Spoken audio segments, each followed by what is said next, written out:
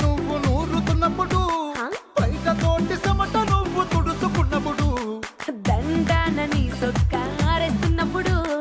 నీ ఒంటి వాసన తెగ గుర్తొచ్చినప్పుడు